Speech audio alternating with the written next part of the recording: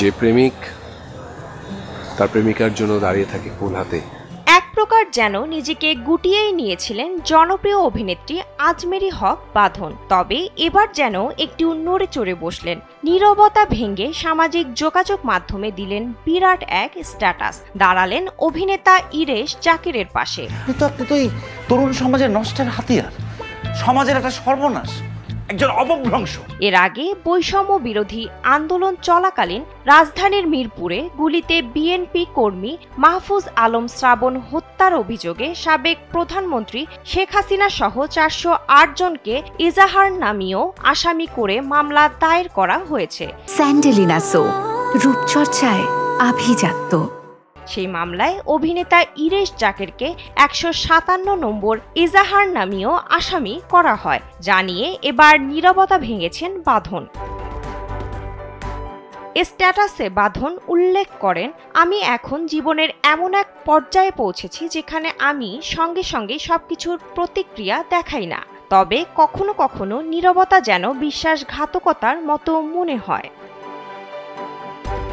এরপর ইরেশ জাকিরকে নিয়ে তিনি লিখেছেন, ইরেশ সবসময় সত্যের পক্ষে থেকেছেন, ছাত্রদের সঙ্গে আমাদের সঙ্গে প্রতিটি সংগ্রামের মুহূর্তে তিনি ছিলেন। 4 আগস্ট যখন কারফিউ ঘোষণা করা হয়, আমরা শাহবাগে একসঙ্গে ছিলাম। সব বিপদের মাঝেও তিনি নিশ্চিত করেছিলেন যে আমি যেন নিরাপদে কালশি ফ্লাইওভারে পৌঁছতে পারি।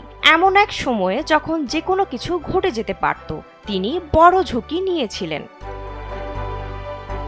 এরপর সেদিন রাতের ঘটনা উল্লেখ করে তিনি আরও লিখেছেন, সেই রাতে গণভবনে যাওয়ার জন্য আমাদের উপর প্রচণ্ড চাপ ছিল, তবে ইরেশ জাকির দৃঢ়ভাবে না বলেছিলেন।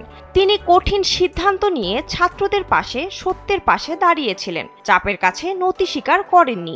আজ যখন দেখি তাকে হয়রানি করা হচ্ছে, তখন হৃদয় ভেঙে যায়। যদিও এটা আমাদের জন্য নতুন নয়, আমরা আগেও দেখেছি যারা সাহস করে দাঁড়িয়েছে তাদের এভাবে দমন করা হয়েছে।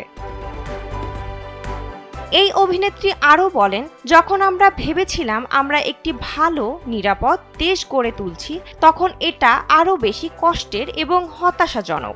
যারা সত্যের পক্ষে দাঁড়ায় তাদের রক্ষা করা উচিত, নিপীড়ন নয়। আমরা ইরেশের পাশে আছি, আমরা তাদের পাশেই আছি যারা কখনো আশা ছাড়েনি।